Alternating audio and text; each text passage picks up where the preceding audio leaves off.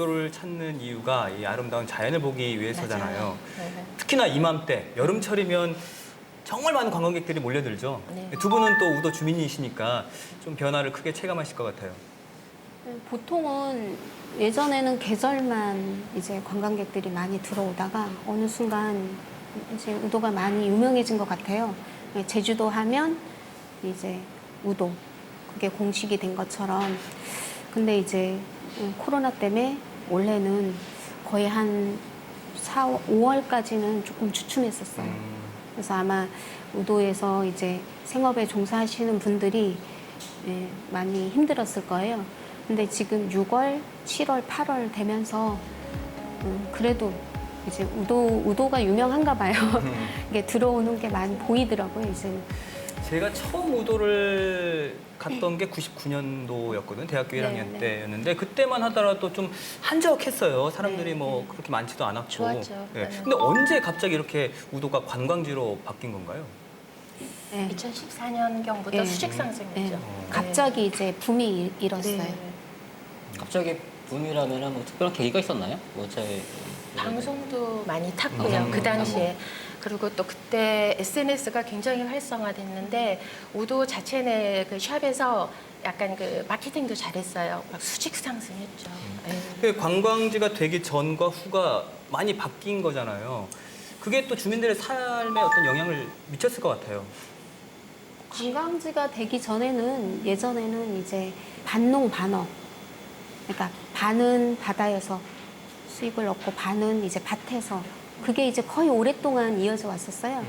근데 관광지로 변화되면서 사람들이 많이 찾아오고 이제 일하는 패턴도 이제는 그 1차 산업, 뭐 바다나 농업에서 많이 이쪽으로 장사나 그런 쪽으로 많이 바뀌었어요. 자영업이나. 근데 아무래도 관광객들이 많이 찾아오다 보니까 주민들은 좀 불편함을 느낄 것 제일 큰 같아요. 문제가 쓰레기고요. 쓰레기요? 네, 그 우도 자체 내 정화 시설이 있잖아요. 근데 그거는 제주도청에서 처음 지어질 때 관광객을 염두에 안 둔 거예요. 그때는 오버 투어리즘이 없었으니까. 그러니까 기준을 살고 있는 주민을 주민들, 기준으로 네. 아. 모든 그 쓰레기 매립장도 기준으로 사이즈를 잡고 또 정화 시설도 그렇게 했고. 근데 갑자기 이제 관광객들이 많아지면서 쓰레기와 오폐수가 많아지니까 지금 가장 큰 문제는 쓰레기 매립 문제, 예, 그다음에 이제 오폐수 문제. 요거는 저희가 시급하게 해야지 안 그러면 바다가 아파요.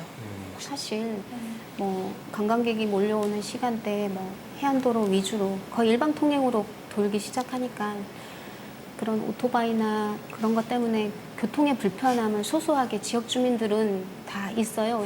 근데 저희도 이런 말들이 많이 나올 때마다 이제 모르겠어요. 전문가들이든 우도의 지역에 관련된 모든 구성원들이 이제 우도 전체적인 관점에서 좀 뭔가 진단을 내리고 방향성이라고 해야 되나?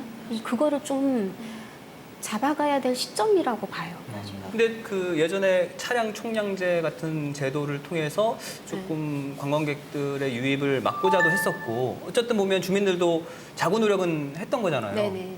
굉장히 노력 많이 했죠. 그런 과정에서 어떤 것이든 시도하면 그것이 적응되는 절대 시간이 필요하잖아요. 예.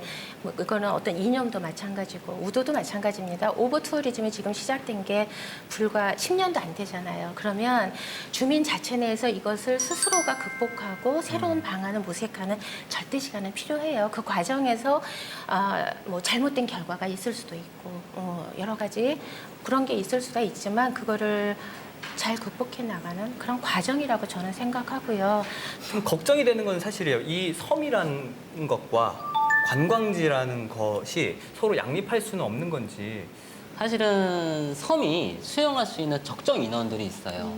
그러니까는 섬 수용 생태 능력이라고 하는데 그런데 거기는 환경 기초 시설들에 대한 총량, 그다음에 자연이 버틸 수 있는 사실 인원, 그다음에 또 오염 요소들을 이렇게 합하면 우도도 대략적으로 나올 겁니다. 하루에 과연 몇 명 정도의 관광객들이 와야 이 섬이 지속적으로 유지될 거며 주민들한테도 안정적으로 자연이 이렇게 저렇게 갈 수 있을 것이다. 근데 그런 건 어디서 어떻게 알아보는 거예요? 어디서 어떻게 저한테 알아오시면 됩니다.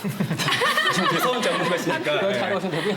그러니까 생태 수용 사람이 능력이 와야. 과연 어느 정도까지냐. 그래서 그러니까요. 지금 뭐 보니까는 뭐 10,000명 넘어갈 때도 있고 이런 넘어갈 때도 네. 있고 일이 많잖아요. 근데 네. 누구 하나 주민들도 뭐 1,000명이 적정 수준인지 아니면 뭐 선사들도 뭐 500명이 1,000명인지 모르니까 사실은 경제적인 논리에 따라서 사실 움직이잖아요. 많이 오면 올수록 민박이 잘 될 거라는 약간 좀 뭐 이런 생각, 식당이 잘 될 거라는 또 생각, 그렇잖아요. 또 네, 많이 맞아요. 오면 또 뭐 뭔가 그래도 땅콩도 잘 팔리고 뭔가 좀 더 의도에 도움이 될 것이다 라고 판단할 수 있겠지만 사실은 좀 오래 보셔야 됩니다. 장기적으로 섬에 대한 이야기들을 좀 우리가 지속적으로 기록을 한다거나 아니면 좀 더 후대 우리뿐만 아니라 사실 섬이라는 거는 우리 후대에 남겨줘야 되고 이 모습 그대로 어찌 보면 또 다음 세대가 또 이용을 해야 되니까 맞아요. 그럼 과연 어떻게 주민들이 준비할 것인가에 대한 지점들도 우리가 심도 있게 고민할 시대가 온 것 같습니다. 네. 우도에 오시면 안 될까요? 아니, 소장님 왜 이렇게 가고 싶어요. 잘 가고 싶어요. 아시냐면 그 오버 투어리즘과 관련해가지고 논문을 쓰셨더라고요. 들었어요. 네. 네.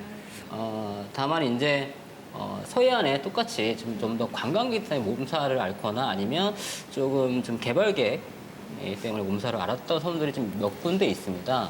대표적으로 이제 서해안에 화이트 비치가 있는 대이작도라는 섬이 있는데 그 섬도 펜션이 막 들어서고 관광객들이 확 몰리고 거기는 바닷속에 있는 모래를 뽑아서 천연골재를 사용하는 그런 개발 계획도 막 있었어요.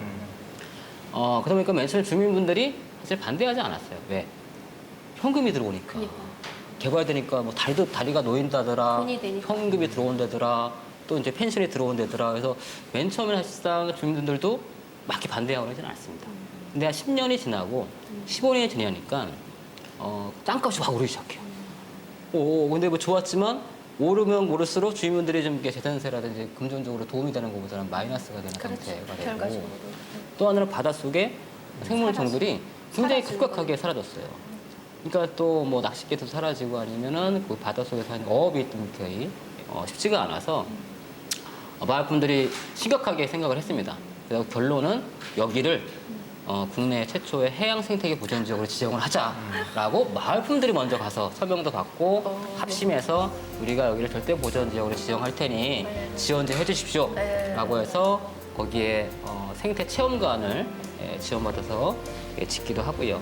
또 조합도 또 설립도 하고요. 그 조합들이 생태관광 코스도 개발도 하고요.